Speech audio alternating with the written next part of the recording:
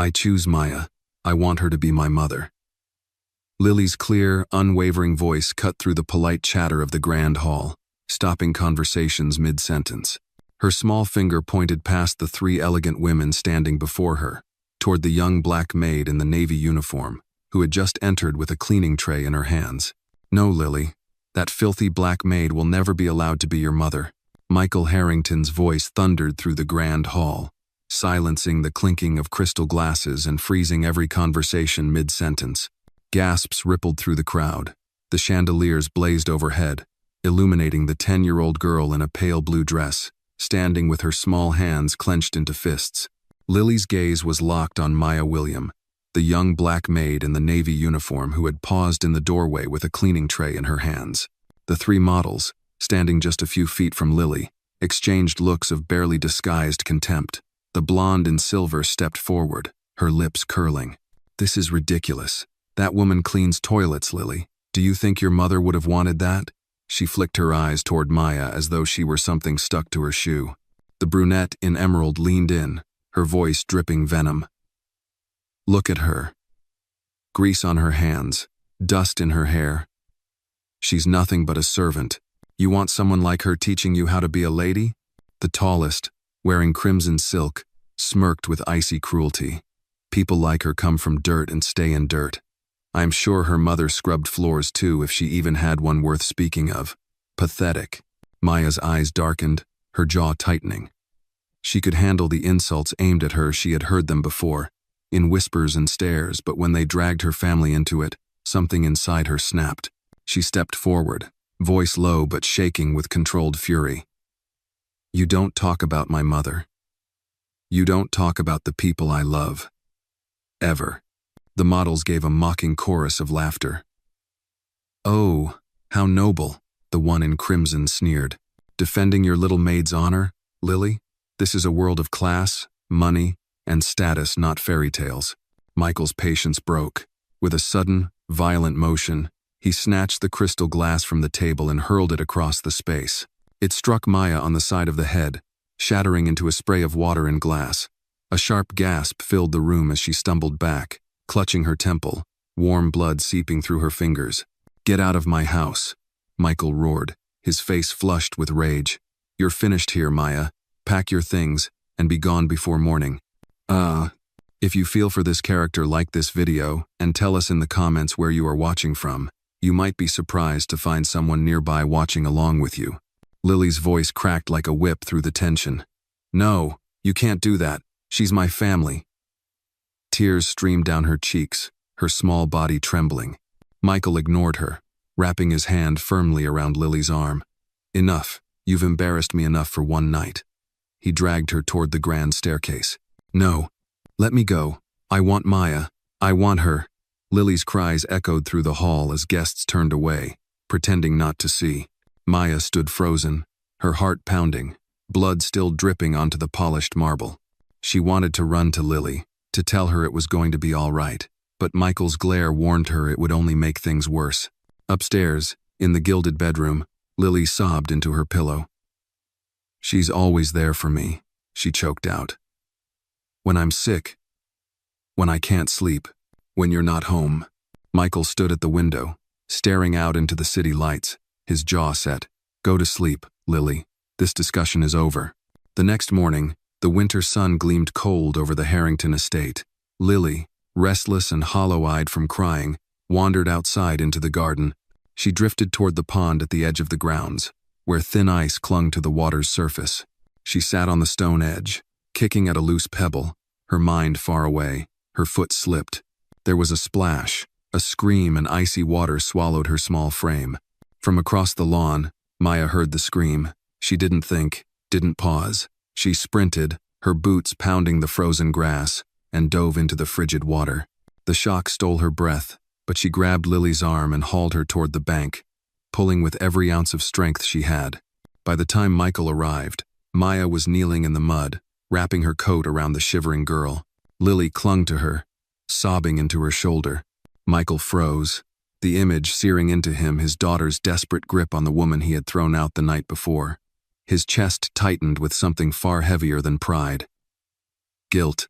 For the first time, He saw past the uniform, past the prejudice, and into the truth. Maya wasn't just an employee. She was the one person who had been there for Lily every moment he hadn't. Michael's voice cracked when he finally spoke. Maya, He stopped, swallowed, then tried again. I was wrong. Deeply wrong. About you. About what matters. I can't take back last night, but I can tell you I'm sorry. For the words. For the glass. For all of it. He turned to Lily, brushing damp hair from her forehead. I'm sorry, sweetheart. I let my pride hurt the two people who matter most. Looking back at Maya, his voice steadied. If you'll allow it, I want you to stay, not as the help, but as Lily's full-time caregiver, with proper pay, benefits, and the respect you deserve. I should have seen it before she needs you. Maya hesitated, searching his face for any trace of condescension. She saw none, only a man stripped of his arrogance, humbled by what he almost lost. She nodded slowly, still holding Lily close. Lily's tear-streaked face broke into the first smile she'd had since the night before. So she can stay? Really stay?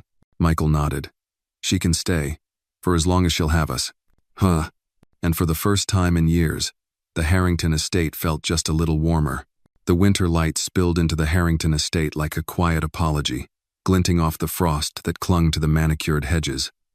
Inside, the house was unusually still. The staff moved quietly, avoiding the master's study where Michael Harrington had spent much of the night pacing, nursing a half-empty glass of scotch he'd never finished. Lily was still asleep in her room, curled up against the warm quilt Maya had wrapped around her after the rescue. Maya had stayed most of the night, in the chair beside the bed, keeping vigil like a sentinel. Her uniform was gone. Instead, she wore a simple gray sweater and dark jeans. The bandage on her temple from the glass cut peeked through her hair, a small but sharp reminder of what had happened only hours before. When Lily stirred, the first thing she saw was Maya's face. You didn't leave, she whispered, her voice raw from the previous day's crying.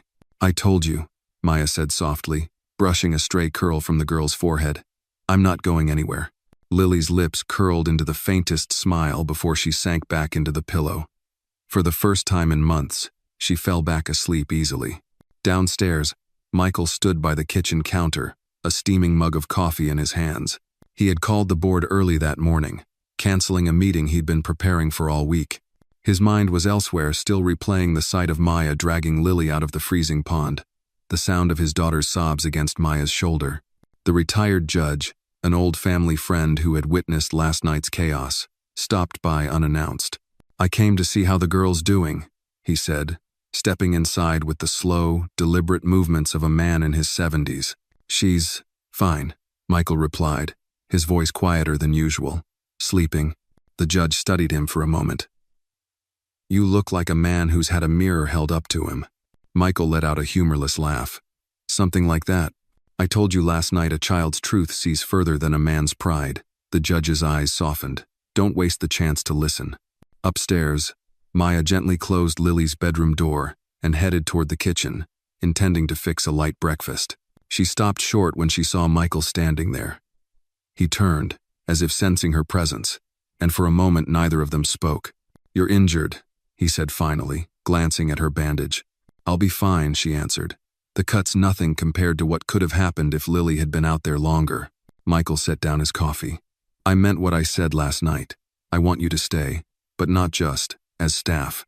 I want you to have what you need to take care of her the way you've been doing all along, without having to look over your shoulder. Her arms folded across her chest, not in defiance but in defense. And when the gossip starts again, when the models and your board start whispering that I'm not enough for Lily's world, Michael's jaw tightened. Then I'll tell them the truth that without you, I might have lost my daughter twice. Once to grief, and once to the water yesterday. Maya searched his face for insincerity and found none. She nodded, though her voice was steady. It's not about money, Mr. Harrington. It's about respect. If I stay, I need to know Lily will be protected from the looks, the words, the cruelty. You have my word, he said firmly. No one will treat you the way I did last night, ever again. They were interrupted by the sound of hurried footsteps. Lily came bounding down the stairs in her slippers, eyes still sleepy but her smile wide. "Maya, can we have pancakes?" she asked, as though the past day had been nothing more than a bad dream. Maya glanced at Michael, who gave a slight nod. "Pancakes it is," she said, moving toward the stove. As the scent of butter and maple syrup filled the kitchen, the tension eased slightly. Lily sat at the counter, chattering about the dream she'd had, and Maya listened as if every word mattered. Michael watched from a distance, realizing how rare it was for his home to feel alive like this. Later that morning, the peace was disrupted by the arrival of Patricia Crane, the PR consultant for Harrington Holdings. She swept into the room with the urgency of someone who dealt in crises for a living. "Michael, we need to talk," she said, eyeing Maya briefly before focusing on him. "Last night's incident is all over social media, and the rescue this morning, it's trending too." Michael braced himself. "How bad?" Patricia hesitated, pulling out her tablet. "Bad for your image as a ruthless businessman, but good for you as a human being. People are calling Maya a hero. The footage of her pulling Lily from the pond is everywhere." She looked at Maya. "Whether you like it or not, the public loves you right now." Maya blinked, startled. "Footage?" Patricia nodded. "Security cameras on the estate. Someone leaked it. It's got millions of views." Michael's brow furrowed. "Then we'll control the narrative. We'll make it clear Maya is part of this family." Patricia raised an eyebrow. "Are you ready for that level of commitment, Michael? Once you say it publicly, there's no taking it back." "I know," he said without hesitation. After Patricia left, the house felt different. Michael realized this wasn't just about smoothing over a scandal, it was about taking a stand. That evening, they had dinner together in the smaller dining room. It was the first time in years Michael had sat at the same table with Lily for a weekday meal. Maya served roasted chicken and vegetables, and Lily insisted everyone hold hands before eating. Michael cleared his throat. "Lily, I need you to hear this from me. I'm sorry for last night, for the way I treated Maya, and for not seeing what you've been trying to tell me. Maya is staying here, not just to work, but because she belongs here, because she's family." Lily's eyes lit up, and she squeezed Maya's hand. "I knew you'd see it." Maya smiled faintly, though her eyes glistened. "Thank you, Mr. Harrington." "Michael," he corrected quietly. "Call me Michael." The three of them ate in a comfortable silence after that, each in their own way, coming to terms with the shift that had begun. Outside, the city lights glimmered, but for once, the world inside the Harrington estate felt warmer than anything beyond its gates. As Lily recounted a story from school, Michael realized something he hadn't felt in years' hope. It wasn't the kind that came from business victories or lavish deals. It was quieter, humbler, but infinitely more valuable. It was the hope of building something real, starting with the people who were already right in front of him. 2 days after the pond incident, the Harrington estate was back to its usual rhythm on the surface, but underneath, an invisible tension hummed. The gossip from the night of the gala had not completely died down. Michael's phone was flooded with messages from associates, some offering cautious congratulations for doing the right thing, others warning him that keeping Maya so publicly close was a risky look for a man in your position. He deleted most without answering. Maya kept her focus on Lily. They spent the mornings in the library, reading from the same worn storybook Lily's mother used to read. In the afternoons, they walked through the winter garden, bundled in scarves and hats. It was quiet, almost peaceful until the past decided to knock on the door. That knock came on a gray Thursday afternoon. Maya was in the kitchen chopping vegetables for soup when she heard voices at the front door, sharp, feminine, and familiar. When she stepped into the hallway, she froze. The 3 models from the gala were standing in the entryway, draped in designer coats, their expressions smug. Michael had not invited them. "What are you doing here?" Michael's voice carried from the doorway, low and edged. "We came to make peace," the blonde in silver said, her tone syrupy but her eyes glinting. "After all, the press is buzzing, and we thought we could help control the story. We're part of your circle, Michael." The brunette in emerald's gaze slid over to Maya, lingering with mockery. "And we thought we might remind you that not everyone is thrilled about your new arrangement." Maya gripped the wooden spoon in her hand tighter, saying nothing. The woman in crimson took a step forward, her smile a slash of red. "Let's be honest. You can dress her up, Michael, but she's still what she is. Do you really think the other CEOs will let their kids play with Lily if her mother figure is someone who used to scrub their floors? Her voice lowered, the venom sharper. Women like her come from nothing and they drag you down with them, just like her own mother did, no doubt. Maya's heart thudded in her chest. She felt the sting of the insult more than she wanted to admit, but it wasn't for herself, it was for her late mother, a woman who had worked 2 jobs to keep food on the table, who had taught Maya to stand tall no matter what. You don't talk about my mother, Maya said, her voice steady but rising in force. You don't talk about my life like you know it, and you certainly don't speak to me like I'm dirt in my own home. In your home? The blonde scoffed. Careful, darling. You're just an employee. Enough. Michael's voice cut through the air like a whip. He stepped between Maya and the women, his jaw tight. You've made your point, and now you can leave. Michael, you're trying to stir trouble, he snapped, and I won't have it. Maya is part of this family now. If you can't respect that, you're not welcome here. The 3 women exchanged glances, their arrogance faltering for the first time. The one in crimson gave Maya a look of pure disdain before turning on her heel. This won't last, she muttered as they left. When the door shut, the silence was heavy. Michael turned to Maya. I'm sorry you had to hear that again. I've heard worse, she said quietly, returning to the kitchen. But her hands shook slightly as she resumed chopping. That evening, Lily noticed the tension. What happened? She asked over dinner. Just some people who don't understand, Maya said gently. Nothing for you to worry about. Lily frowned. If they don't understand, then they're the ones with the problem, not us. Michael caught Maya's eye across the table. It struck him how easily Lily cut through the noise of adult pride and prejudice. The next morning, Michael made a call to his PR consultant, Patricia. I want to hold a small press conference, he said. At the estate. I'll make it clear where I stand. Patricia hesitated. It's bold. You're going to make enemies in certain circles. I already have, he replied. I'd rather have the right ones. 2 days later, the east lawn of the Harrington estate was set up with a podium and rows of chairs. Journalists and photographers arrived, their breath visible in the cold air. Maya stood with Lily on the side, her hands resting protectively on the girl's shoulders. Michael stepped to the microphone, his voice steady but firm. Many of you know about the incident at the gala and about the events that followed. There's been speculation, gossip, and frankly, prejudice.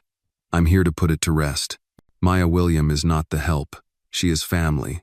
She is the person my daughter trusts most in the world, and she has saved Lily's life not just once, but in ways that don't make the headlines. She will remain in this home as Lily's full-time caregiver, with my full support and respect. The cameras clicked rapidly. A few reporters shouted questions, but Michael raised a hand. That's all I have to say on the matter. Those who can't accept it are free to walk away from my life. As the press conference ended, Maya felt a swirl of emotions, pride, relief, and a cautious hope. She glanced at Michael, who gave her a small nod before turning to lead Lily back inside. Later that night, when the house was quiet, Maya sat by the fireplace with Lily asleep beside her. She thought about the model's words, about the world outside these walls that might never fully accept her. But she also thought about Michael's public stand, and the way Lily's small hand had tightened around hers during the press conference. For the first time since arriving at the Harrington estate years ago, Maya allowed herself to believe she might truly belong. And that belief, fragile as it was, felt like the start of something neither gossip nor prejudice could tear down. The days after the press conference brought a strange calm to the Harrington estate. The media storm quieted, at least on the surface. Maya noticed fewer whispers from the household staff, and even the gardeners seemed to meet her eyes more readily. But Michael knew the quiet could be deceptive. Power in his world wasn't lost in shouts, it was chipped away in private meetings, in hushed phone calls, in subtle exclusions. On a crisp Saturday morning, Maya was in the conservatory with Lily, helping her repot a small lemon tree. The girl's fingers were covered in soil, her laughter spilling out as Maya teased her about making farmer hands. It was one of those small, ordinary moments that felt like home.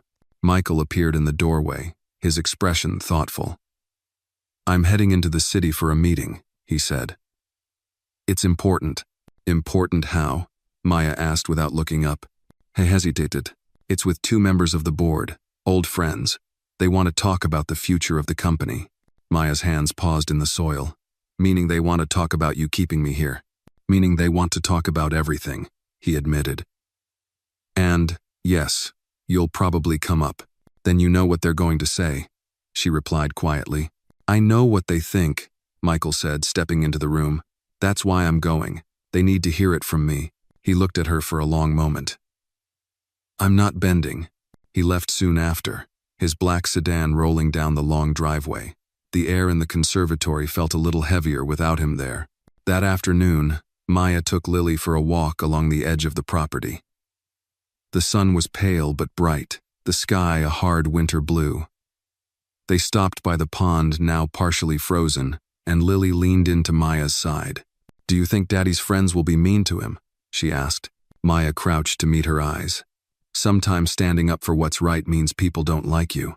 But if it's really right, it's worth it. Lily nodded solemnly, as if filing the lesson away.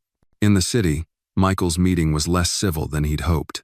The 2 board members, Harold and Vincent, were both older men who had known him since his 20s. Harold spoke first, swirling his whiskey. Michael, we've stood by you through riskier ventures than this, but publicly elevating your maid. She's not my maid, Michael cut in sharply. She's Lily's caregiver. She saved my daughter's life. Vincent leaned back in his chair, his gaze cool. We're not questioning her character. We're questioning your judgment. You're turning personal matters into public statements. It's a distraction. It's a principle, Michael shot back. And if this company can't stand on principle, then maybe it's not the kind of company I want to run. The rest of the meeting was a careful dance between veiled threats and polite refusals. By the end, Michael knew the cost of his choice. Some alliances would fray, but as he stepped out into the cold city air, he felt a strange lightness. The decision had been made. Back at the estate, Maya received an unexpected visitor. It was Mrs. Daniels, an elderly woman from the local church who had known Maya's mother. She brought a tin of homemade biscuits and a warm smile. I saw you on the news, Mrs. Daniels said. Your mama would have been proud. She always said you'd find a place where you were needed. Maya felt a lump rise in her throat. Some days it still feels like I'm just visiting. Like I could be told to pack my things at any moment. Mrs. Daniels patted her hand. Home isn't just a roof over your head, Maya. It's the people who'd notice if you were gone. That evening, Michael returned home later than expected. Lily was already in bed, but Maya was in the kitchen, cleaning up from dinner. He stopped in the doorway, watching her for a moment before speaking. They didn't like what I had to say, he admitted. Maya looked up. And you're okay with that? I'm not okay with losing friends, he said honestly. But I'm less okay with losing my integrity. He moved closer, his voice quieter. You matter here. I need you to know that's not changing. Maya studied him, seeing the fatigue in his shoulders but also the conviction in his eyes. You've changed more in 2 weeks than I thought possible, she said softly. He gave a faint smile. Maybe I just started seeing what was in front of me all along. The night was deep and still, when Maya checked on Lily one last time before heading to bed. The girl was fast asleep, her small hand curled around the stuffed rabbit Maya had given her years ago. Standing there, Maya felt something shift, not just in her place in the Harrington home, but in her own heart. The walls she had built to protect herself from loss and disappointment were starting to crack, just enough to let the light in. Outside, the frost glistened under the moonlight, the estate quiet and peaceful. But beneath that stillness, loyalties had been tested, alliances strained, and lines drawn. And though none of them could see the shape of the battles ahead, one thing had become clear. They were no longer just a billionaire, his daughter, and a maid. They were a family fragile, imperfect, and worth fighting for. The following week began with an unease that neither Maya nor Michael could quite name. The estate was quiet in a way that felt watchful, as if the walls themselves were holding their breath. Michael spent more hours in his study, fielding calls that ended in clipped words and long silences. Maya noticed the change, but she didn't press him, not yet. On Tuesday evening, as Maya and Lily were finishing homework at the dining table, a faint echo of voices drifted from the hallway. The tone was low but sharp, the kind of controlled anger that meant trouble. Lily's pencil stilled in her hand. "Is Daddy mad again?" she whispered. Maya stood, resting a hand on the girl's shoulder. "Stay here, honey. I'll check." She stepped into the hall and followed the sound to Michael's office. The door was ajar, and through the narrow opening she saw him standing behind his desk, phone pressed to his ear. His voice was tight. "You're not going to threaten my family, Harold. Not in business, not anywhere." A pause. "Then do what you have to do."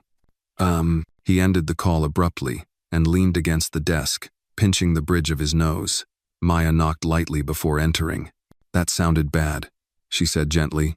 He looked up, exhaustion in his eyes. "The board's moving faster than I thought. Harold's rallying votes to push me into a temporary leave. They're using the press conference as an excuse, saying I'm distracted, unfit to lead right now." Maya felt a flash of guilt. "Because of me?" No," Michael said firmly, crossing the room to face her. "Because I didn't cave to their idea of what's acceptable. Don't twist that into something it's not." She searched his face, seeing the resolve there but also the weariness. "So what happens if they succeed?" He gave a humorless chuckle. "Then I lose the company for a while, maybe longer, but I won't lose Lily, and I won't lose you from this house." They were interrupted by the chime of the front gate. It was unusual for visitors at this hour, and the butler appeared moments later, his expression uneasy. "Mr. Harrington, there's someone here to see you. Says it's urgent."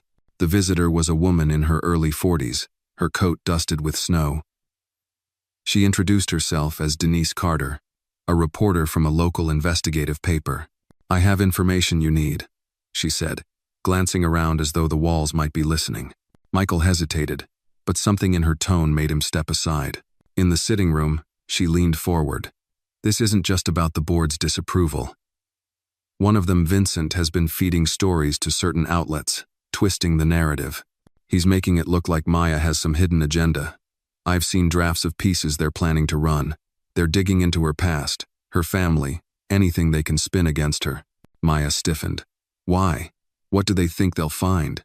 Denise looked at her directly. "It's not about truth. It's about perception.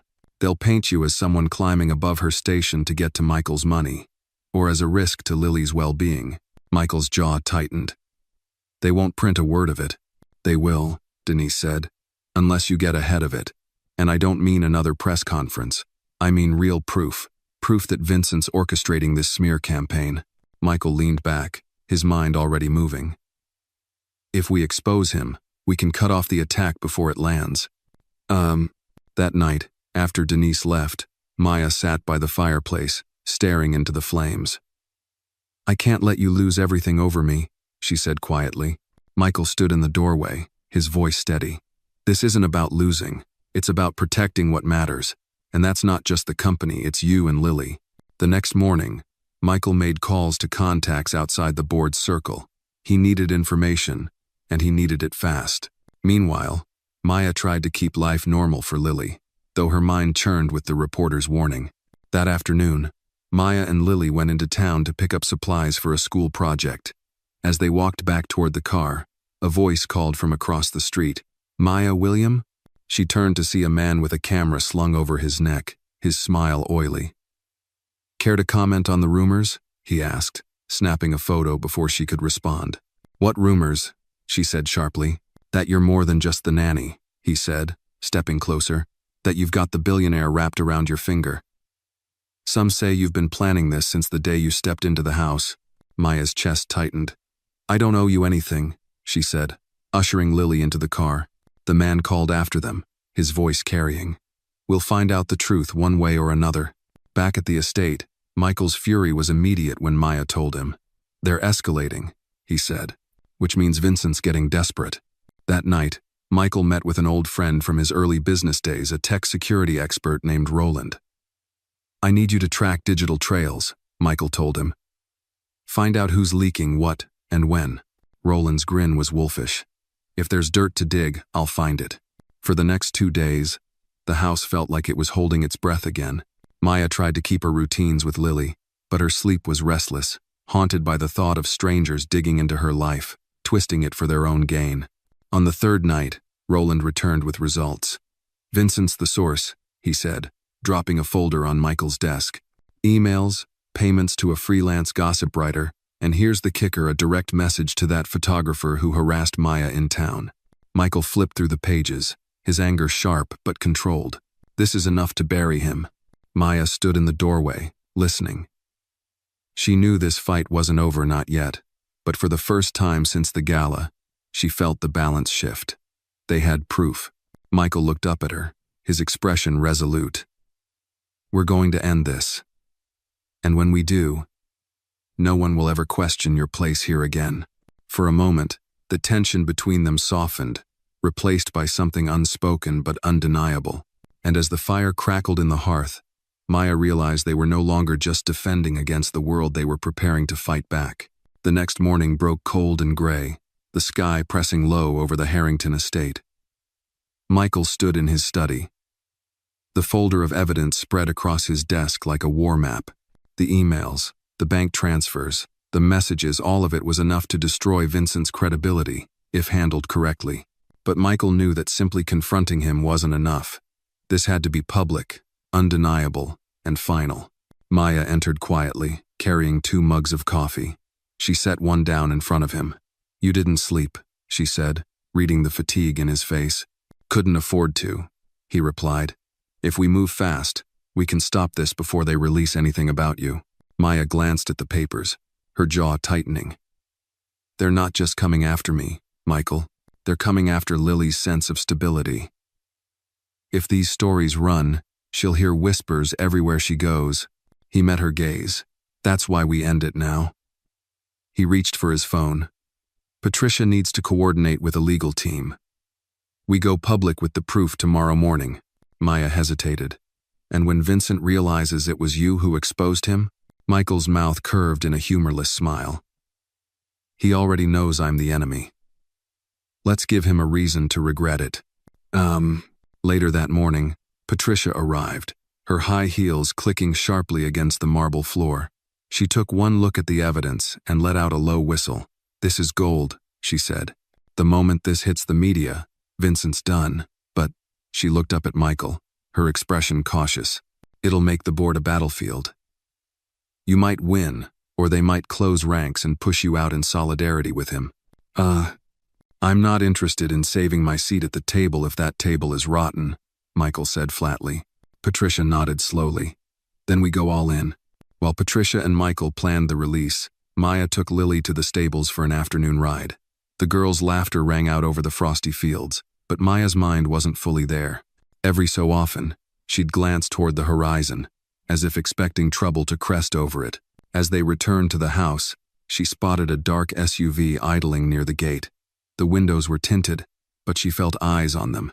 She led Lily inside quickly, telling herself it was nothing more than paranoia, yet the unease clung to her. That evening, Michael joined Maya in the kitchen while she prepared dinner. I need you to be ready for anything, he said. If this gets ugly, they might try to smear you harder before the story flips in our favor. Maya stirred the pot on the stove, her movements measured. I've been through worse, Michael. I can handle being called names. What I can't handle is Lily getting caught in it. He stepped closer. Then we protect her together. The next day began like the tightening of a spring. Patricia's media contacts were lined up. The legal team briefed, and the evidence ready to drop at precisely 9 a.m. Michael spent the early hours on calls, while Maya stayed upstairs with Lily, reading and keeping the girl away from the television. At 9:02, the first story hit the news wire. By 9:10, it was everywhere: online headlines, cable news tickers, even the morning radio chatter. The evidence against Vincent was laid out in brutal detail: payments to the gossip writer, direct coordination with the photographer, and internal emails discussing destroying the nanny's credibility. The reaction was immediate. Some reporters praised Michael for standing up to corruption in his own ranks. Others speculated about how the board would respond. But the most surprising turn came at noon. When Vincent himself appeared on a live interview, his face pale and drawn. This is a smear job, he insisted, voice tight. Michael Harrington has fabricated. The interviewer cut him off, reading one of the emails aloud. The damning words undeniably has left Vincent stammering. By the end of the segment, public opinion had shifted decisively. Back at the estate, Michael watched the broadcast with his arms crossed. "He's finished," Patricia said, almost in disbelief. "And the board knows it. I've already had 2 members call me, distancing themselves from him." Maya exhaled slowly. "So it's over?" Michael shook his head. "Not yet. A wounded man can still lash out. We stay alert." His caution proved right. That evening, as dusk fell, the dark SUV returned to the gate. This time, Michael went out to confront it. The driver's window rolled down, revealing Vincent himself. His eyes were bloodshot, his voice a rasp. "You think you've won, Harrington? This isn't over. You've made me desperate, and desperate men don't play by the rules." Michael didn't flinch. "You already stopped playing by the rules when you came after my family." Vincent's gaze flicked toward the house. "Family," he sneered. "That's what you call her? She's a liability, Michael. And when she drags you down, remember that I warned you." Michael stepped closer to the car, his voice low. "The only thing I'll remember is that you threatened the people I care about. Now get off my property." Vincent smirked faintly, as if savoring some private thought, then drove off into the night. Inside, Maya was waiting in the hallway, her arms crossed. What did he want? Michael met her eyes. "To scare me. But he's the one who's scared now." She didn't look convinced. "Men like him don't just walk away." "I know," Michael said quietly. "That's why we stay ready." That night, long after the house had gone still, Maya stood by Lily's bed, watching her sleep. She thought of the SUV, of Vincent's words, and of the fragile peace they'd fought so hard to build. Outside, the wind rattled against the windows, but inside, she made herself a silent promise. No matter what came next, she would not let this child or this home be torn apart. What none of them knew was that the real test hadn't yet arrived. Vincent's threat was more than a final jab, it was the opening move in a game that would push every bond in the Harrington house to its breaking point. 3 days passed without another sighting of Vincent's SUV, but the tension inside the Harrington estate didn't ease. Michael doubled the security at the gate and instructed the staff to report anything unusual. Maya kept Lily close, never letting her out of sight, though she hid her worry behind a warm smile. On the morning of the 4th day, trouble arrived not in the form of an open threat, but as a delivery 2 large, expensive flower arrangements sent to the front door. The butler assumed they were from Michael's business associates congratulating him on his victory against Vincent, until Maya noticed the small black envelope tucked among the roses. She opened it slowly. Inside was a single card with block letters printed in red ink. "You won the battle, the war's still mine." Michael read it over her shoulder, his jaw tightening. "Vincent," he muttered. "But how did he get them past security?" Maya asked. "He's testing the defenses, seeing how far he can push without crossing a line the police would act on." Michael took the card, his eyes cold. "He won't stop unless we stop him." That afternoon, Michael called Roland back to the estate. "If he's moving in the shadows, I want eyes on him at all times," he told the security expert. "Every call he makes, every meeting, every unexplained expense I wanted in my hands." Roland grinned. "Then we'll watch him like a hawk." While Michael strategized, Maya focused on keeping Lily's world as normal as possible. They spent the day in the garden, feeding the winter birds and reading in the greenhouse. But even in those quiet moments, Maya's mind kept circling back to the black envelope. That night, after Lily went to bed, Michael found Maya in the kitchen washing dishes. "I've been thinking," he said, leaning against the counter. "Vincent's trying to make this personal because he's lost the public fight. We need to flip it again, make his obsession with you look unhinged." Maya frowned. "You want to use me as bait?" "Not in danger," Michael assured her. "But in the open, in a way that makes him overreach. Once he does, we'll have him where we want him." The next day, Michael arranged for them to attend a charity gala in the city. The event would be heavily covered by the press, and Vincent wouldn't be able to resist making a move whether directly or through his network. On the evening of the gala, Maya stood in the foyer in a deep navy gown, her hair swept back, a quiet strength in her posture. Michael appeared in a black tuxedo, offering his arm. "Ready?" "As I'll ever be," she replied. The gala was held in a grand hotel ballroom, glittering with chandeliers and crowded with the city's elite. Michael and Maya's arrival drew a murmur from the crowd, cameras flashing as they stepped inside. Michael kept her close, guiding her through conversations with influential guests. all the while scanning the room for any sign of Vincent. Halfway through the evening, Patricia approached, her expression sharp. "He's here," she said quietly, standing near the bar, talking to a reporter from the Ledger. Michael's eyes narrowed. That's his favorite outlet for planting stories. Maya followed his gaze. Vincent was indeed at the bar, a glass of whiskey in his hand, his attention flicking toward them with calculated casualness. "Remember," Michael murmured to Maya, "we don't go to him, we let him come to us." It didn't take long. Within 20 minutes, Vincent strolled over, his smile all false charm. "Michael, Maya, enjoying the evening?" Michael's tone was cool. "We were." Vincent ignored him, focusing on Maya. "I must say, you clean up well. Almost convincing." Maya met his gaze without flinching. "Convincing enough to be here as Michael's guest. Convincing enough to be someone worth your time, apparently." His smile thinned. "You're playing a dangerous game." "So are you," she said evenly. "Difference is, I'm not the one who's already been caught cheating." For a brief moment, Vincent's mask slipped, and his eyes hardened. Then he leaned in slightly, his voice low. "You think tonight's about you. It's not. It's about reminding Michael that everyone he cares for can be touched." Before Michael could respond, a commotion broke out near the ballroom entrance. 2 security guards were wrestling a man to the ground, a freelance paparazzo known for selling scandal shots. The man's camera clattered across the marble floor, spilling memory cards. Roland appeared at Michael's side, speaking quickly. "That guy's on Vincent's payroll. He was trying to plant doctored photos in the press room." Michael's jaw tightened. "Get the police involved. Make sure the connection to Vincent is on the record." As the paparazzo was dragged away, Vincent stepped back, his smile returning. "Enjoy the rest of your night," he said smoothly, before melting into the crowd. The next morning, the headlines told the story exactly as Michael had hoped. Billionaire's former board member linked to staged scandal at charity gala. The photos of Vincent leaving the ballroom, his expression tense, only fueled the narrative. Public opinion swung even harder against him. Still, Michael didn't relax. "We've heard him," he told Maya over breakfast. "And that makes him more dangerous. This isn't over." Maya looked out the window at the frost-coated grounds, her coffee cooling in her hands. "Then we'll be ready when he comes again," she said. Neither of them noticed the small drone hovering high above the estate that morning, its lens trained on the house. Somewhere far away, Vincent was already planning his next move.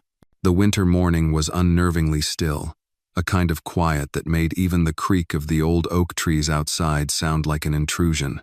Maya was in the kitchen making Lily's favorite cinnamon oatmeal when she caught a flicker of movement through the wide bay window. It wasn't the gardeners, they didn't come until later, and it wasn't a delivery. The glint was metallic, far above the hedges, too steady for a bird. It took her a moment to realize what it was, a drone. Her heart kicked hard. She set down the spoon, crossed the kitchen to the intercom, and paged Michael's study. "You need to come down here, now." When he appeared moments later, she pointed to the window. "Up there. Do you see it?" Michael followed her gaze, his eyes narrowing. "It's not ours," he said. "Vincent," Maya whispered. Michael didn't waste time. He called Roland, his tone clipped. "We've got unauthorized aerial surveillance over the estate. I want it down before it's out of range." Roland arrived within 20 minutes, carrying a specialized jammer. Within seconds of activating it, the drone sputtered in the air before dipping sharply and crashing somewhere beyond the north hedges. Michael grabbed his coat. "Stay inside with Lily," he told Maya before heading out with Roland. When they returned, Michael was holding a sleek black quadcopter with a high-definition camera attached.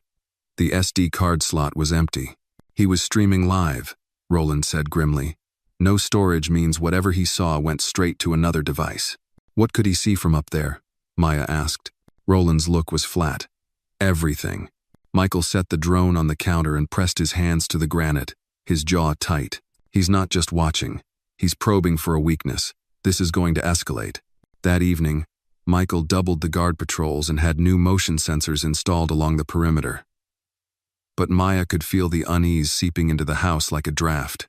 Even Lily seemed more subdued, sticking close to Maya and asking questions she couldn't fully answer. 2 nights later, the escalation came. Maya was tucking Lily into bed when a loud metallic clang rang out from somewhere near the east gate. She froze, listening. A second later, the house alarm blared. Michael's voice came over the intercom. "Maya, stay in Lily's room and lock the door." She obeyed, drawing Lily into her arms. Footsteps thundered below as security staff rushed toward the source of the disturbance. Through the upstairs window, Maya could see flashlights cutting across the lawn. It was over within minutes. The intruder dressed in black with a ski mask had been caught trying to cut through the gate's locking mechanism. In his pocket, they found a small USB drive. Roland examined it in the security room, his face grim. Encrypted. Could be anything: documents, photos, plans. Michael didn't wait to speculate. He called the police, ensuring the man was taken into custody and formally charged. But even as the patrol car pulled away, he knew this was a message. Later, in the study, Michael poured 2 glasses of scotch, one for himself, one for Maya. "This wasn't random," he said. "He's pushing to see how far we'll go, trying to make us slip, make us afraid." Maya held her glass but didn't drink. "I'm already afraid, not for me." She hesitated, then met his eyes. "If he can get someone onto the property, Michael, he can get to her. I won't let that happen," he said firmly. "I'd burn this entire estate to the ground before I let him touch her." The next day, news of the break-in hit the local media, though details were vague. The police hadn't released Vincent's name. There wasn't yet proof he'd ordered it, but Michael suspected it wouldn't stay that way for long. He spent the afternoon on calls with lawyers, pressing for the suspect's connections to be investigated. That evening, Patricia arrived unannounced. "I've been talking to some of my contacts," she said without preamble. "Vincent's not working alone. He's got at least 2 other former associates feeding him information and resources. If we want to end this, we can't just defend, we have to dismantle his network." Michael looked at Maya, then back to Patricia. "Then we take the fight to him." The plan took shape over the next 2 days. Roland would track every known associate. Patricia would work her contacts for leaks, and Michael would prepare a formal restraining order to make every move Vincent made look like a legal violation. On the 3rd night, they got their first break. Roland intercepted an email chain between Vincent and one of his allies, referencing a package scheduled to arrive at the Harrington estate. The language was vague, but the tone was unmistakable. This wasn't a gift. Michael insisted on waiting with the security team the next morning. At 10:17 a.m., a delivery van pulled up to the gate. The driver handed over a medium-sized box with no return address. Following protocol, they scanned it for explosives clear, but Michael wasn't convinced. He opened it with gloves, revealing a single framed photograph. Maya, taken from a distance through the glass of the greenhouse, unaware she was being watched. Lily's laughter was faintly visible in the blurred background. Maya felt her stomach drop when she saw it. "He's in my space," she murmured. Michael set the photo down carefully. "No," he said, his voice steel. "He's in our space, and now we make him regret it." That night, as the house settled into silence, Michael and Maya stood in the dim glow of the study. Outside, the frost shimmered under the security lights. They were both exhausted, but neither was willing to give in to the fear Vincent wanted to plant. Maya broke the quiet. "When this is over, will it really be over? Or will someone else just take his place?" Michael didn't answer immediately. He walked to the window, looking out over the grounds. "I don't know," he admitted, "but I do know this: no matter who comes, we'll be ready." Neither of them saw the faint light blinking from the tree line beyond the east fence, where another camera lens glinted in the dark. Vincent wasn't finished. He was just getting closer. The following days brought an eerie tension to the Harrington estate. Every rustle in the trees, every unexpected knock at the door set Maya's nerves on edge. The house was fortified like a fortress, but the real battle was in the minds of its inhabitants. Lily clung to Maya more than usual, her wide eyes searching for comfort in a world that suddenly felt unsafe. Maya did her best to shield the girl from the growing storm, filling their days with stories, games, and quiet moments in the greenhouse where the winter sun filtered softly through the glass. Michael, meanwhile, was locked in endless meetings with lawyers and security experts, trying to anticipate Vincent's next move. He barely slept, haunted by the possibility that his enemies could slip past every safeguard. One evening, As the family sat down for dinner, the housekeeper quietly approached Michael with a message. "There's someone here to see you. Says it's urgent." Michael frowned. "Send them in." The visitor was a young woman, eyes sharp and wary. She introduced herself as Elena Ramirez, a former associate of Vincent's who had broken ties with him months ago. Her arrival was unexpected, but the weight in her expression told Michael this was no casual call. "I know what Vincent's planning," Elena said without preamble. "He's not just after the company or the reputation. He wants to destroy everything you've built, especially your family.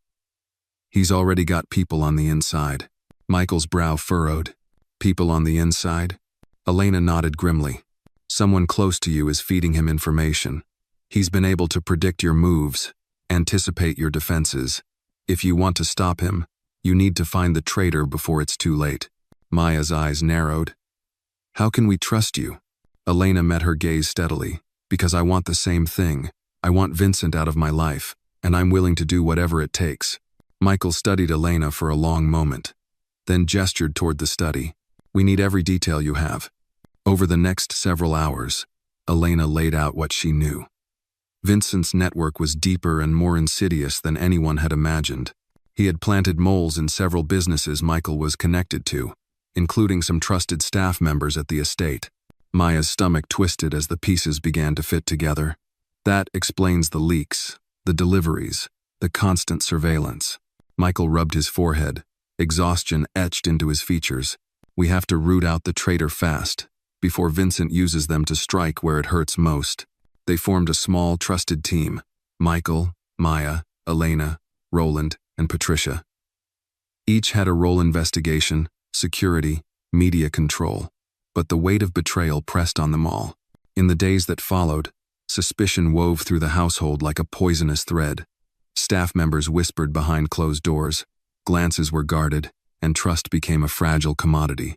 Maya noticed the subtle changes in behavior, the hurried glances, the slight hesitations when questions were asked. One afternoon, Maya found a broken locket near the back staircase, a small but unmistakable sign. The locket belonged to Marie, the young personal assistant Michael had trusted for years. Maya's heart sank.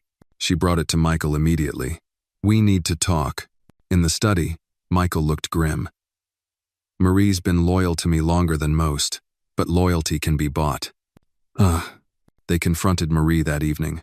Her denial was immediate, her voice shaking, but the evidence was mounting. Roland's digital forensics had found suspicious activity on her work computer: encrypted messages sent late at night, unexplained transfers. Under pressure, Marie broke. Tears streaming, she confessed to passing information to Vincent. "I didn't want to hurt anyone," she sobbed. "He promised he'd protect my family. I thought I was helping." Michael's disappointment was palpable. "You betrayed your family," he said quietly, "and nearly destroyed the one that trusted you most." Marie's apology was hollow in the face of the damage done. She was escorted off the property, her fate uncertain, but the breach had been closed for now. Despite the victory, the betrayal cut deep. Maya and Michael shared a quiet moment in the greenhouse, surrounded by the scent of blooming jasmine. "We're lucky we caught her before more damage was done," Maya said softly. Michael nodded, his gaze distant. "But Vincent's still out there, and now he knows we're onto him." Lily, unaware of the shadows creeping around her family, played nearby with a wooden horse. Maya watched her, the fierce protectiveness in her heart stronger than ever. As night fell, the house settled into uneasy silence. Outside, the wind howled against the windows, carrying with it the promise of storms yet to come.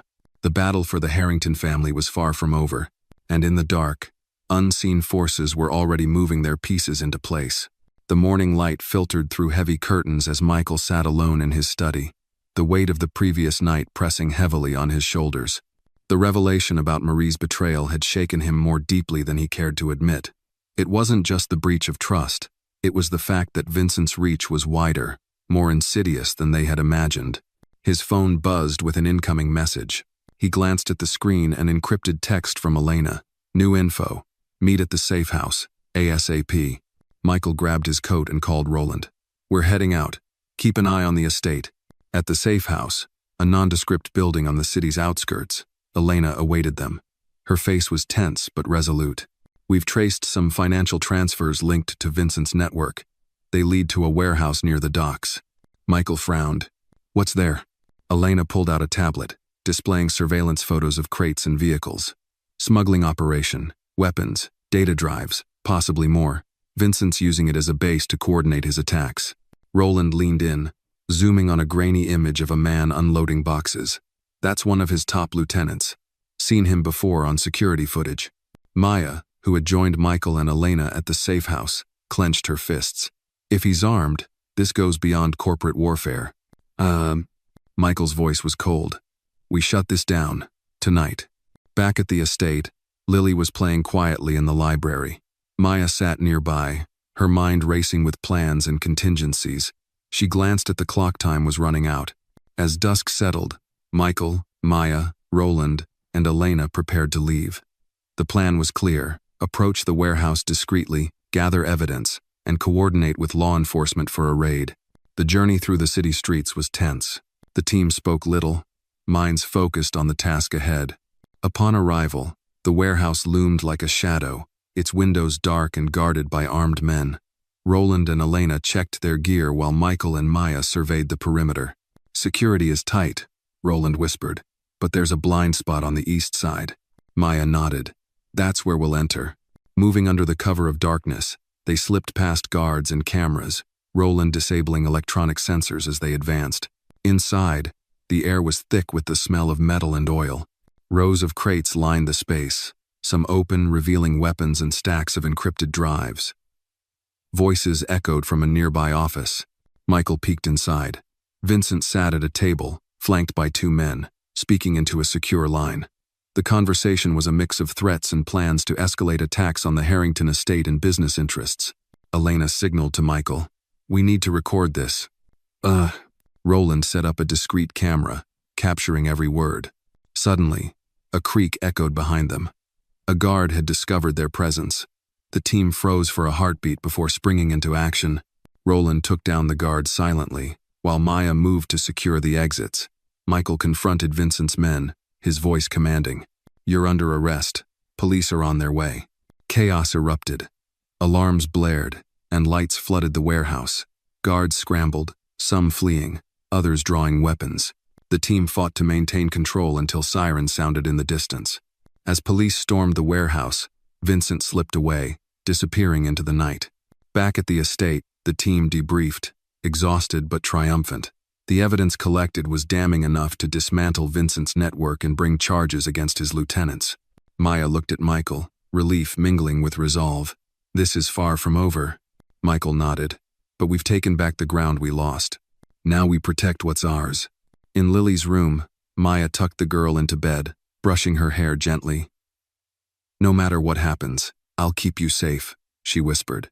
Outside, the city lights twinkled against the dark sky, a silent witness to the battle fought in shadows and the promise of peace yet to come. The early morning sunlight spilled into the Harrington estate with a soft glow, but beneath the calm facade, tension lingered like a shadow refusing to fade. The warehouse raid had been a resounding success, Vincent's network crippled, key operatives behind bars, and a mountain of evidence poised to dismantle his empire. Yet, the victory came at a cost no one had fully anticipated. Michael sat at the long dining table, staring blankly at his untouched breakfast. His face was pale, his eyes heavy with sleepless nights. The weight of leadership felt heavier than ever. Maja entered quietly, carrying Lily's school bag. She set it down gently and sat beside Michael, her gaze steady. You're tired, she observed softly. He managed a tired smile, and worried. Vincent's no fool. This fight isn't just about business, it's personal now. Have you told Lily? Michael shook his head. Not yet. I want her to feel safe. Maya nodded. She deserves that. The day passed in a blur of meetings, phone calls, and strategy sessions. The legal team was preparing the final documents to prosecute Vincent and his associates, while security tightened further around the estate. Yet, the intangible cost of the battle was starting to show. That evening, Michael found himself in the library, alone with his thoughts. The silence was interrupted by the soft footsteps of Maya and Lily entering the room. Lily ran to him, wrapping her small arms around his waist. Daddy, are you okay? Michael hugged her tightly. I will be, sweetheart. Maya watched the scene quietly before speaking. You don't have to carry this alone. Michael sighed. I'm not used to asking for help. You don't have to be. Days later, the estate's tranquility shattered once more. Maya discovered a package left on the doorstep, a box with no return address. Inside was a single item, a charred piece of wood, twisted and blackened. Attached was a note, scrawled hastily. This is what's coming next. Maya's heart pounded as she showed the note to Michael. His face darkened. They're escalating. Michael called an emergency meeting with his closest allies. Elena and Roland shared updates on increased surveillance and rumors of a planned retaliation. Patricia arranged for additional media coverage to control the narrative and keep the public informed of the threat against the family. Maya spent the next day organizing extra security for Lily's school run, arranging for trusted drivers and keeping a close watch on their surroundings. She felt the burden of protecting not just a child, but the fragile peace they'd fought so hard to build. One evening, as Maya put Lily to bed, the girl asked quietly, "Will the bad men ever stop trying to hurt us?" Maya kissed her forehead. "I don't know, sweetie, but I promise, I'll always be here to keep you safe." Oh. That night, Michael stood by the window, staring out into the darkness. The fight had cost him friendships, peace of mind, and a part of his innocence. Yet, the most profound loss was the realization that no amount of money or power could shield the ones he loved from harm. The next morning, an unexpected visitor arrived at the estate. Detective Harris, the lead investigator on Vincent's case. He carried a thick folder and a serious expression. "Michael," he said, "we have new information that changes everything." Michael gestured for him to continue. Detective Harris laid out the details of an underground network linked not only to Vincent but to several other powerful figures with vested interests in Harrington Holdings' downfall. The conspiracy was deeper than anyone had imagined, reaching into political and corporate spheres. Michael's fists clenched. How deep does this go? Farther than we can trace right now, but we're following every lead. The enormity of the battle ahead settled over the room like a storm cloud. That evening, Maya and Michael sat together on the terrace, the night air crisp around them. "We've won a battle, not the war," Michael said quietly. Maya nodded. "And whatever comes next, we face it together."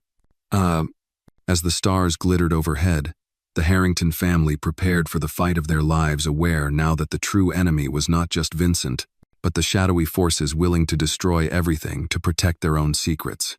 The chill of early spring crept into the Harrington estate, seeping through the windows and coaxing the garden's first buds to life. Inside, the atmosphere was anything but serene. The weight of the ongoing battle against the shadowy forces had forged a new kind of tension, one tempered by determination and a reluctant camaraderie born of shared trials. Maya found herself walking the halls with a new purpose. No longer just the caretaker or the maid, she was now a vital part of the family's defense. Her days were spent not only caring for Lily but also working alongside Michael and the team, coordinating security details, reviewing surveillance footage, and preparing for the challenges ahead. Lily, sensing the gravity that surrounded her, grew quieter but clung to Maya and Michael with fierce loyalty. Her laughter, once bright and frequent, was now a precious sound cherished by all. One morning, Michael called Maya into his study. The room smelled faintly of cedar and leather, a comforting scent amidst the chaos. He motioned for her to sit. "We're facing threats from all sides," he began. "But there's something else. Elena's uncovered a new lead, someone close to Vincent who's growing restless, possibly willing to turn." Maya leaned forward, the flicker of hope igniting. "An informant?" Michael nodded. "It's risky, but this could be the break we need." Together, they reached out to the contact through Elena, arranging a discreet meeting in a quiet cafe downtown. The informant, a nervous but determined man named Carl, arrived under the cover of early evening. Carl's revelations were chilling. Vincent's plans extended beyond corporate sabotage. He was orchestrating moves to undermine political allies and manipulate stock prices through fear and misinformation. More alarming, he had associates embedded within security agencies, able to delay or divert investigations. Maya felt a chill run down her spine. "He's playing a long game," Carl nodded. "And time is running out." Back at the estate, the team gathered to strategize. Patricia coordinated media responses to keep the public informed while managing the family's image. Roland intensified digital surveillance, hunting for any signs of the embedded operatives Carl mentioned. As weeks passed, the pressure mounted. Michael found himself balancing board meetings and crisis management with moments of tenderness shared with Lily and Maya. He watched as Maya's strength became a pillar for them both, a steady hand in the storm. One evening, after putting Lily to bed, Maya and Michael sat by the fireplace. The flickering flames mirrored the intensity in their eyes. "We've come so far," Maya said softly. "But the price has been high." Michael reached out, taking her hand. "None of this would be worth fighting for if it wasn't for you and Lily. You're the heart of this family." Maya squeezed his hand. "And you're the courage that keeps us standing." Their moment was interrupted by a call from Elena. "We've identified one of Vincent's operatives within the company, a high-ranking executive funneling information." The revelation sent shockwaves through the household. Michael's expression hardened. "Prepare for confrontation." In the following days, the team moved swiftly. Meetings were held in secrecy, security protocols tightened, and loyalty tested. The executive, a man named Gregory Hale, was confronted with the evidence. His facade cracked under scrutiny, and he confessed, revealing further details of the conspiracy. With Hale's cooperation, the net began to tighten around Vincent's remaining allies. The family's world, once fractured and vulnerable, now moved toward unity and strength. One afternoon, Maya found Lily in the greenhouse, carefully tending to a budding rose bush. The girl looked up, her eyes shining with renewed hope. "Maya, do you think we'll be okay?" Maya knelt beside her. "I do, Lily, because we have each other." Outside, the estate basked in the soft glow of the setting sun, a symbol of resilience and the unbreakable bonds forged in fire. As night fell, Michael stood at the window once more, watching the stars. The fight was far from over, but for the first time in a long time, he felt something he hadn't allowed himself to hope for: peace. Not the absence of conflict, but the strength to face whatever came next, together. The days grew warmer as spring deepened, yet the warmth inside the Harrington estate was tempered by the weight of unspoken regrets and the slow healing of fractured bonds. Michael found himself drawn increasingly to quiet moments with Lily, seeking to make up for the years he had spent distant and preoccupied. One afternoon, he found Maya in the garden, pruning the rose bushes Lily loved so much. The scent of fresh blooms mingled with the earth, a reminder of growth and resilience. "May I join you?" he asked quietly. She glanced up, surprise flickering in her eyes before a small smile softened her features. "Of course." They worked side by side in silence for a few minutes, the only sounds the soft snip of pruning shears and the distant chirping of birds. Michael broke the quiet. "I owe you an apology." Maya looked at him, her expression cautious but open. "You don't owe me anything." "No," he said firmly. "I do. For the way I treated you before I saw who you really are. For doubting you, for letting pride blind me. I was wrong, and I'm sorry." Her eyes glistened with unshed tears. "Thank you for saying that." He nodded, swallowing the lump in his throat. "You've been the strength this family needed, and I want you to know you're more than just Lily's caregiver. You're family." Maya reached out, placing a hand gently over his. "That means more than you know." Later that evening, Michael sat beside Lily's bed, reading one of her favorite stories aloud. As he closed the book, Lily looked up at him with wide eyes. "Daddy, will you always be here now?" He smiled, brushing her hair back. "Always, sweetheart, I promise." As she drifted to sleep, Michael felt a profound shift within himself, the beginning of a new chapter. Not just as a businessman or a father, but as a man learning what it truly meant to love and protect. The following days brought a cautious peace to the estate. Vincent's influence waned as arrests and prosecutions dismantled his network, though Michael remained vigilant, aware that shadows lingered where light barely reached. One morning, Maya discovered a letter slipped under the door of her quarters. It was unsigned, but the message was clear, a warning, thinly veiled, that the battle was not over. She showed the letter to Michael, who read it carefully, then folded it with deliberate calm. "We've faced worse," he said quietly, "and we've come through stronger." Together, they vowed to stand firm, united by the trials they had endured and the love that bound them. As spring blossomed fully around them, the Harrington estate transformed from a place of fear into a sanctuary of hope, a testament to the power of forgiveness, resilience, and the enduring bonds of family. The soft hum of spring filled the Harrington estate as flowers blossomed and birdsong echoed through the gardens. For the first time in months, the estate breathed a quiet serenity. But beneath this calm, healing was taking place not just in the grounds, but in the hearts of those who called this place home. Maya sat on the veranda, a book resting forgotten on her lap. Her eyes were fixed on Lily, who chased butterflies among the tulips with a carefree laughter Maya had feared lost forever. The innocence of the moment was a balm to her weary soul. Michael joined her, carrying 2 cups of tea. He handed one to Maya and settled beside her, their shoulders nearly touching. "It's good to see her smile like that," he said quietly. Maya nodded. "She's been through so much, but she's strong." Michael sighed, running a hand through his hair. "I've realized something over these past months." She looked at him, encouraging, that no amount of wealth or power can replace the simple acts of love and presence. "I was so focused on protecting her in my way that I forgot what she needed most was someone who just was there." Maya reached out, her fingers brushing his hand. "We both learned that." The conversation drifted to memories, some painful, others tender. Michael spoke of his regrets, his absences, and the walls he'd built around himself. Maya shared stories of her own struggles, her mother's lessons, and the fierce love that had guided her. As afternoon faded to evening, Lily ran up to them, cheeks flushed with excitement. "Daddy, Maya, come see. I planted a new rose for Mom." Michael and Maya exchanged smiles and followed her to a small garden plot. There, among fresh earth, stood a single delicate rose bush, its petals a vibrant red. Lily knelt beside it, placing her hands gently on the soil. "Mom would have loved this." Michael crouched down, his voice thick. "She would have." Maya stood beside him, a steady presence. Together, they watched Lily tend to the rose, a symbol of love, loss, and the promise of new beginnings. That night, as Maya tucked Lily into bed, the girl whispered, "Thank you for staying." Maya kissed her forehead. "I'll always stay, Lily. You're my family."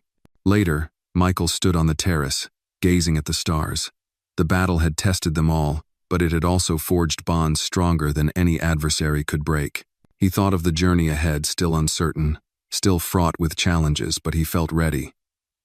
Because now, he was not alone. The estate, once a fortress against the outside world, had become a home, a place where wounds could heal, where love could grow, and where the future, though unknown, held the promise of hope. The morning sun spilled softly across the polished floors of the Harrington estate, casting warm golden hues that danced through the large windows. Outside, the garden was alive with vibrant colors, the roses Lily had planted blooming proudly, as a testament to resilience and hope. Inside, the atmosphere was lighter, an almost tangible sense of renewal settled over the family. Michael stood by the window in his study, gazing out at the awakening world. His thoughts were quiet but purposeful. The turmoil of the past months had left scars, but it had also unearthed truths and forged new paths. He was determined to rebuild not just his company or his reputation, but the fractured pieces of his family. Maya entered quietly, a soft smile on her face. "Good morning," she said, setting down a cup of tea beside him. Michael turned, returning the smile. "Good morning. How's Lily?" "She's eager to start her day," Maya replied. "Planning a picnic for the garden." Michael nodded, the image warming him. "I want to talk about what comes next." Maya settled into a chair nearby, attentive. "We've weathered the storm," Michael began, "but I want this estate and our lives to be about more than just survival. I want it to be a place where Lily can grow, where we all can heal." She nodded. "A fresh start." "Exactly. And that means rebuilding trust, not just within these walls, but with the world outside." Maya considered his words. "You're talking about transparency, openness?" "Yes," Michael said. "I want to be an example that power isn't about control, but responsibility. That family means standing together, no matter what." They spent the morning planning a community event, a gathering to open the estate's gardens to neighbors and local charities. It was a symbolic gesture, but one loaded with meaning, a way to bridge the gap between privilege and community, past mistakes and future hopes. Later that afternoon, Lily led the way through the blooming paths, her laughter ringing clear as she welcomed neighbors and friends. Maya watched her with a heart full of pride, knowing this was the childhood Lily deserved, one filled with love, connection, and safety. Michael mingled with guests, sharing stories and listening more than speaking. He felt a subtle shift within himself, less guarded, more open to the possibilities that came with humility and grace. As the sun dipped below the horizon, casting a warm glow over the gathered crowd, Maya found Michael near the rose garden. "It's beautiful," she said softly. Michael looked at the roses, symbols of endurance and rebirth. "So are we." They stood side by side, watching Lily play with new friends, her smile a beacon of the family's journey.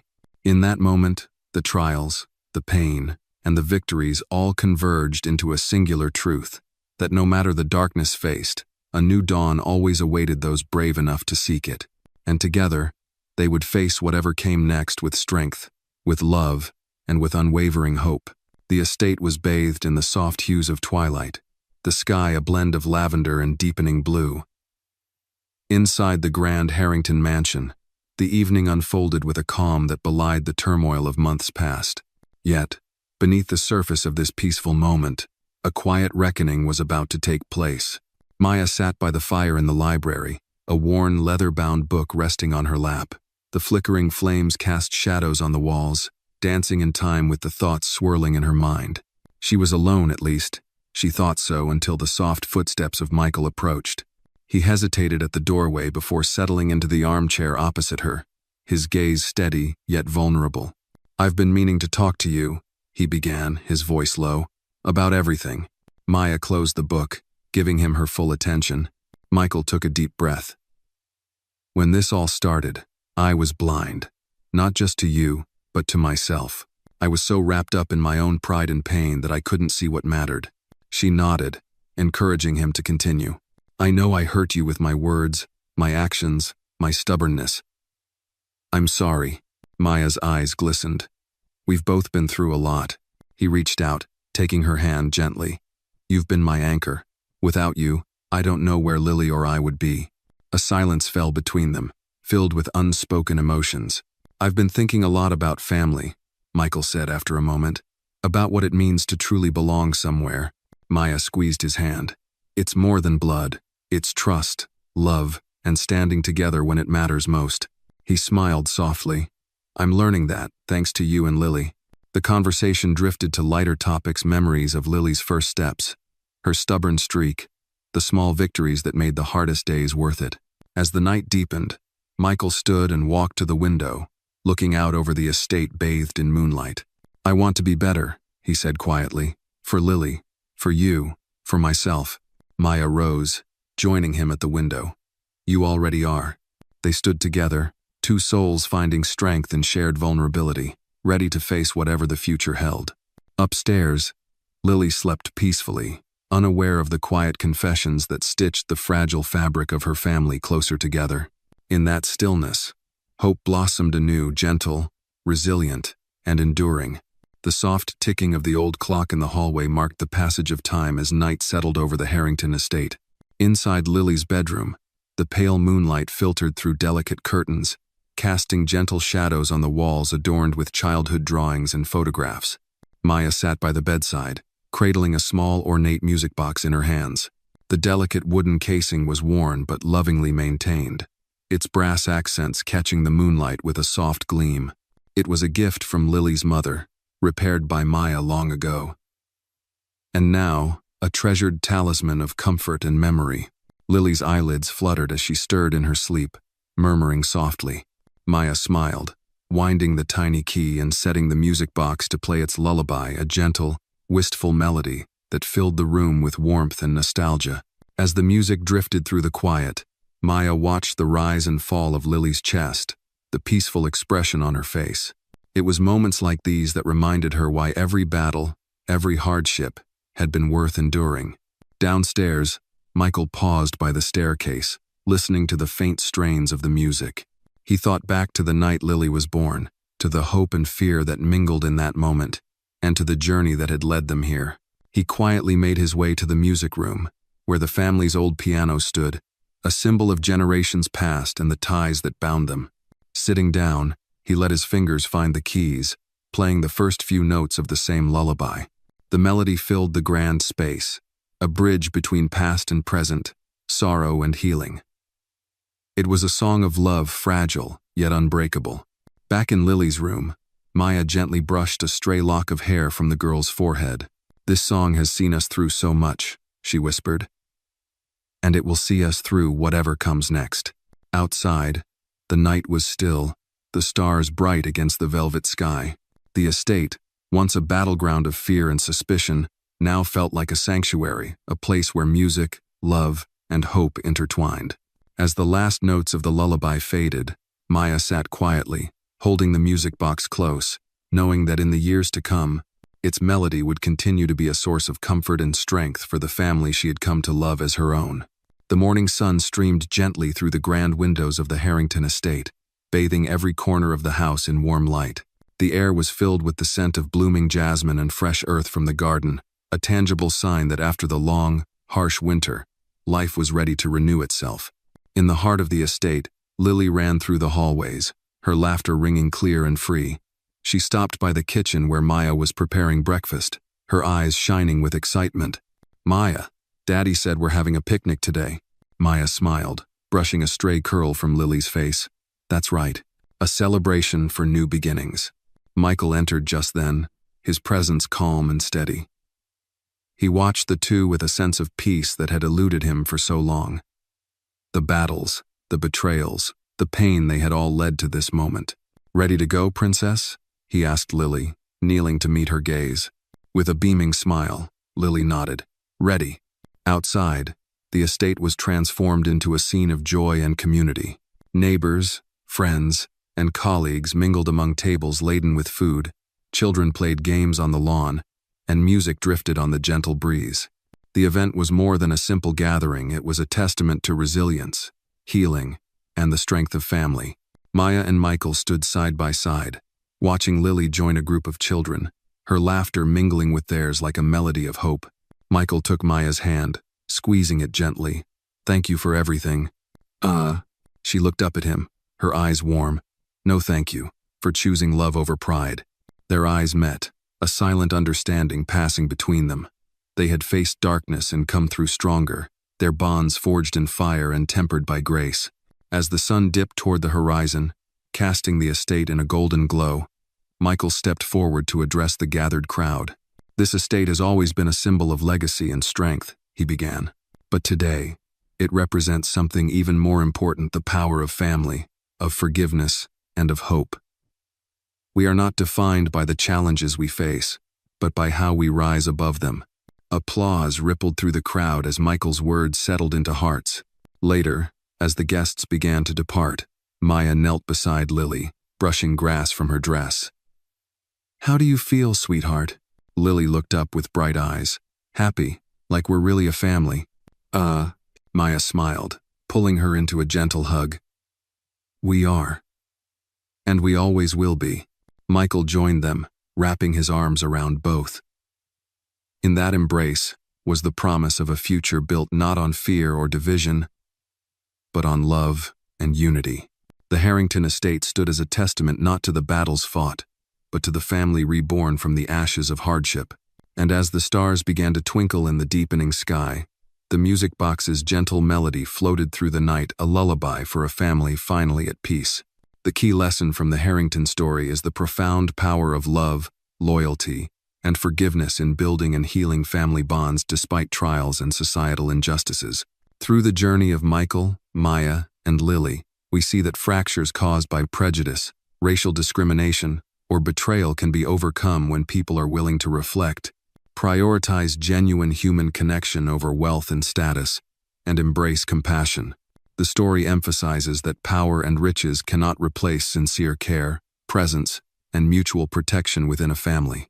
Michael's humility in admitting his mistakes and fully accepting Maya as a true family member opens the door to hope and peace for all.